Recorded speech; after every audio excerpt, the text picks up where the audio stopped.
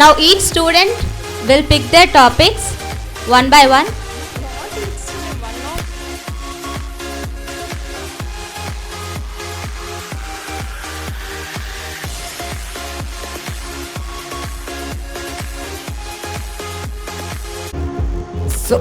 So now they are going to explain తోటమాలి నిజాయితీ కథ.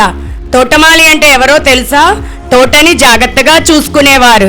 ఎవరు ఆ తోటమాలి? ఏమిటి అతని నిజాయితీ? మనము కూడా తెలుసుకుందామా?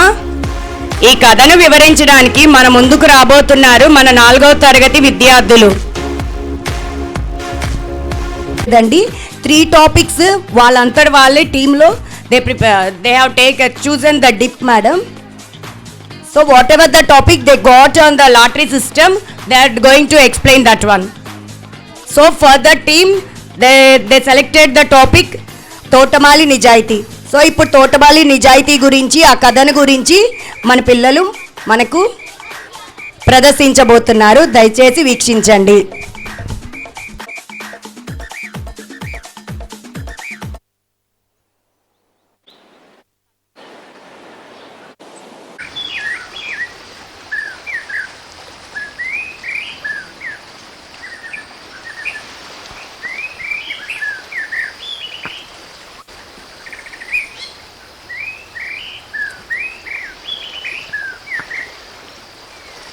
అందరికీ శుభోదయం. మేము 4వ తరగతి విద్యార్థులం. మేము తోటమాలి నిజాయితీ అనే కథను వివరించబోతున్నాం. చూసి ఆనందించండి.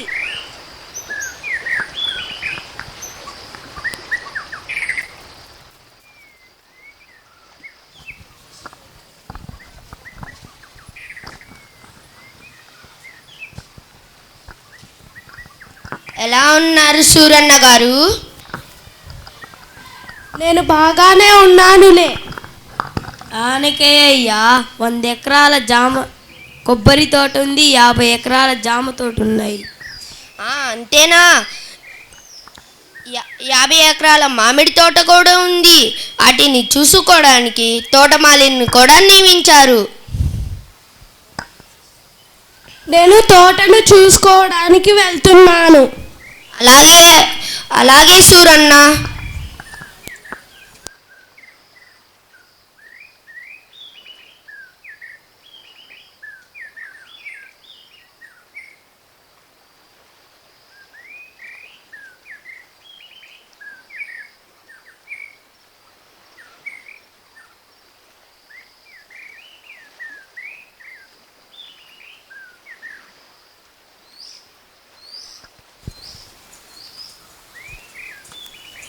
రంగన్న, తోటలు ఎలా ఉన్నాయి?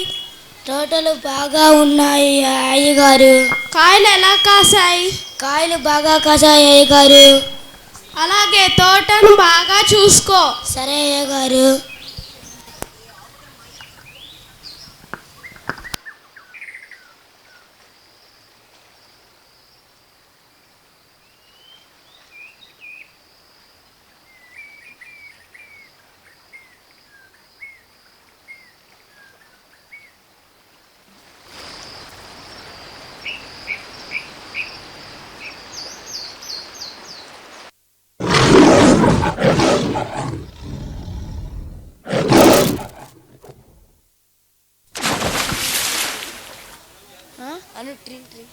టింగ్ టింగ్ టింగ్.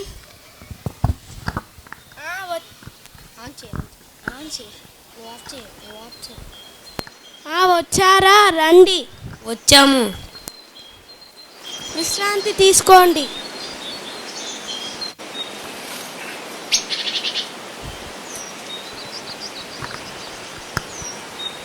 మీరెలా ఉన్నారు? బాగున్నాం. మీరందరూ వచ్చినందుకు చాలా సంతోషంగా ఉంది. రండి, వచ్చి విశ్రాంతి తీసుకోండి.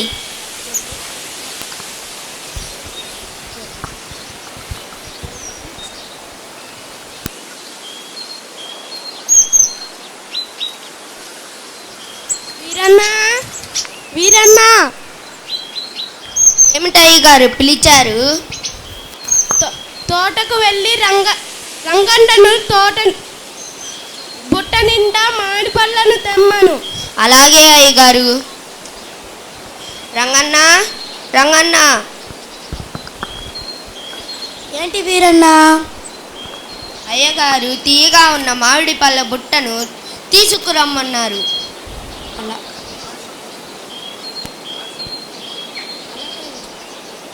అలాగే అలాగే వీరన్న.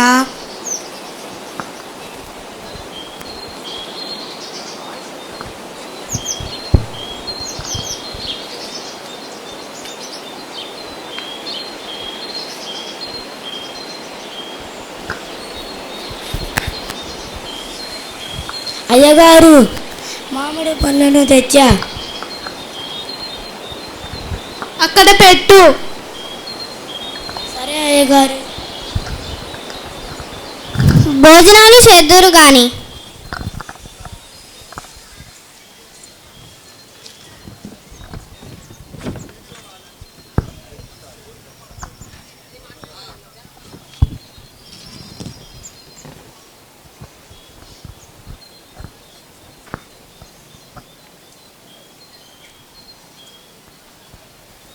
మామిడి పళ్ళను తీసుకోండి, తీయగా ఉంటాయి.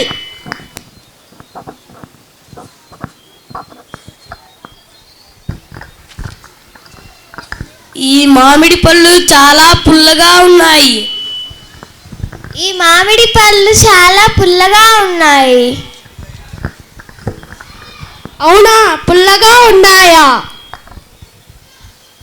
వీరన్నా వీరన్నా, ఏమిటి అయ్యగారు పిలిచారు? తోటకు వెళ్ళి రంగన్నను ఇటు రమ్మను. అలాగే అయ్యగారు. రంగన్న రంగన్న, అయ్యగారు నిన్ను త్వరగా రమ్మంటున్నారు. సరే వీరన్న.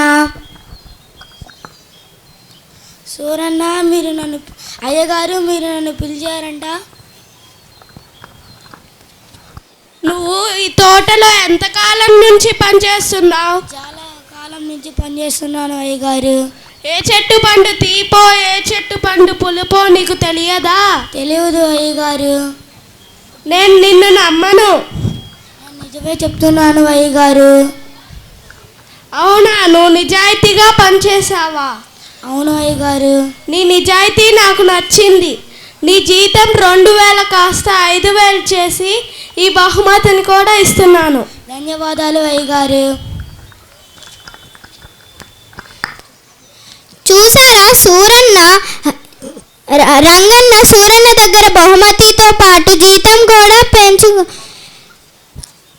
పెంచి